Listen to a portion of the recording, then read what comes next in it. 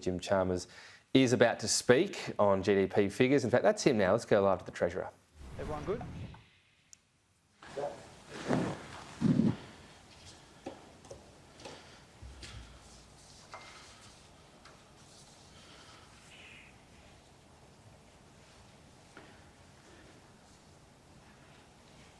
Okay. Well, the national accounts for September were released today. There are some very pleasing aspects with today's numbers, but they only capture some and not all of the substantial global uncertainty that we're seeing in our economy. These are a backward-looking measure. They capture July and August and September of this year, and obviously a lot has happened since then, whether it's subsequent interest rate rises or further developments in the global economy. But this is a really solid outcome in the circumstances. This paints a picture of an economy which is relatively robust despite the substantial challenges being thrown at it from around the world. These national accounts show an economy performing solidly, withstanding the challenges facing it so far, but with substantial challenges still to come. The Australian economy grew by 0.6% in the September quarter to be 5.9% higher through the year. This is a robust result in the face of pretty serious headwinds coming at us from around the world, as well as the considerable and compounding cost of living pressures on Australian households and businesses. There are some welcome signs in today's figures, and I wanted to begin there. We are very pleased to see the beginnings of some wages growth in our economy. Average compensation per hour grew by 2.8% in the quarter. We want to see wages growth in our economy, and we're pleased to see the beginnings of some of that wages growth in the September quarter. There are also some tentative early signs of an easing in some of the supply constraints, which have been a big challenge in our economy. Dwelling investment grew for the first time since June 2021. We also saw strong growth in imports of goods, suggesting global supply chain constraints are easing a bit as well. And again, that is a good development. We also saw discretionary spending continue to recover from the impacts of COVID, with Australians spending more on travel and services. And overall, household consumption rose by 1.1% in the quarter. And household consumption is a big part of the story that we're seeing in these national accounts, making a big contribution to growth in the quarter. But we also know that cost of living pressures and rising interest rates are taking a toll on household budgets. That's being felt right now, and it will be felt increasingly in the economy in the months ahead. Now, we can see the beginnings of this again in the numbers that we have for the September quarter. If you look at the measure of prices in the national accounts, that rose rapidly in the quarter. And you can also see in the household savings ratio that Australians are saving less out of their income now than they were before. And we're back down to 6.9% in the quarter, which is lower than it was in the June quarter, and it's now at the sorts of levels that we saw pre-COVID. And since the end of that September quarter, we've seen 3 more interest rate hikes. We've also seen flooding and natural disasters, which will hit food prices and agricultural exports in the coming months and the coming quarters as well, and that's a significant factor. The national accounts, as I said, are obviously backward-looking. They're not forward-looking. The challenges in our economy are not behind us. They are ahead of us. Certainly the challenges in the global economy are not behind us. They are ahead of us as well. The ongoing impact of the global energy shock caused by Russia's invasion of Ukraine is having a big impact. The troubling reports out of China in recent days, where there's been a huge spike in COVID cases, the biggest outbreak in that country so far. And we've got heightened uncertainty in the global economy and the promise of further tightening from central banks right around the world, obviously that will have implications for our economy as well. And on the domestic front, we've unfortunately come to expect some pretty volatile weather conditions, particularly over the Australian summer, and we need to factor that in as well. We think these sorts of factors, global and domestic, will increasingly weigh on Australia's economic growth over the next year.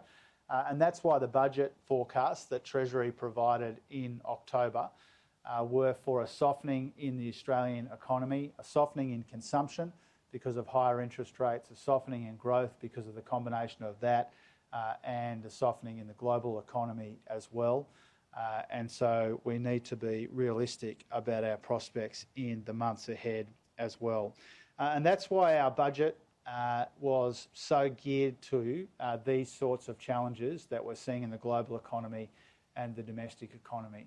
Our economic plan is all about making the budget more responsible and our economy more resilient, and our highest priority is this fight against inflation in our economy. Inflation is the biggest challenge that we have in our economy, and that's why our budget settings and our economic plan are all about dealing with these cost of living pressures which are doing such damage to household budgets. So our economic plan is obviously to provide responsible cost of living relief in a way that doesn't add to inflation. It's about targeted investments in a stronger, more resilient and more modern economy, particularly by dealing with issues in our supply chains, and particularly the labour and skills shortages which have been holding our economy and our employers back.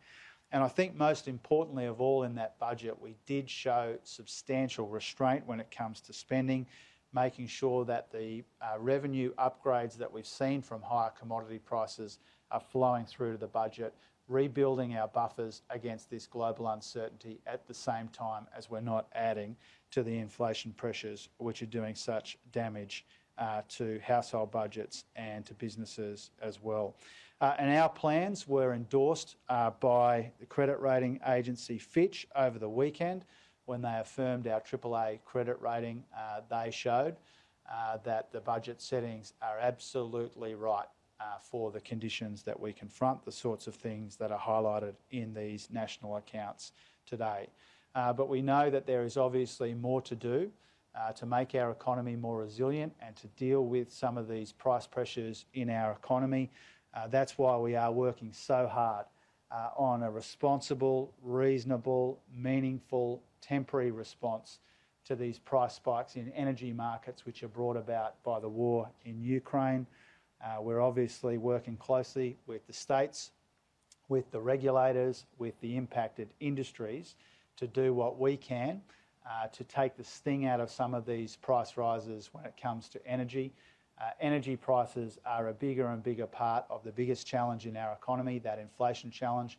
We recognise that. We are prepared to act in a temporary, meaningful, responsible and sensible way. But in order to do that, we need to work closely with the states, the regulators and the affected industries, and that's what we are doing right now. We've already begun work on the next budget. In May, the Expenditure Review Committee has been meeting through the course of this week to get those settings right, to continue to get those settings right for these conditions that we confront, part of which have been captured in the September national accounts. We are pretty clear-eyed about the challenges in the global economy and what that means for our own economy. We are pleased with some of the strength that has been shown, particularly in wages in these national accounts. But we know that the difficult economic conditions, particularly in the global economy, are not behind us. They are ahead of us. And that's why we are doing so much work focused on where we can meaningfully make a difference in the context of high inflation and rising interest rates and global uncertainty to do what we can, not just to batten down the hatches against these global conditions, but to build the better future that Australians need and deserve as well. Over to you.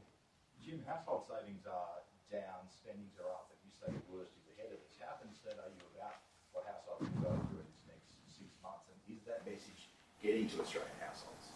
Well, we're under no illusions about the pressures that Australians are under right now. We've got big pressure on energy prices from the war in Ukraine. We've got rising interest rates.